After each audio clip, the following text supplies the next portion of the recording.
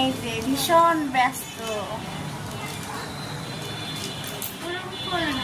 ভীষণ ব্যস্ত তারা। সাহি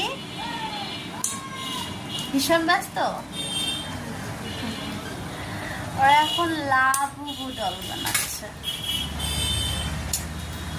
আমি তো বুঝতে পারছি না লাবুবু ডল কেমন, দেখি কি করে। এটা নাকি এখন খুব ট্রেন্ডিং,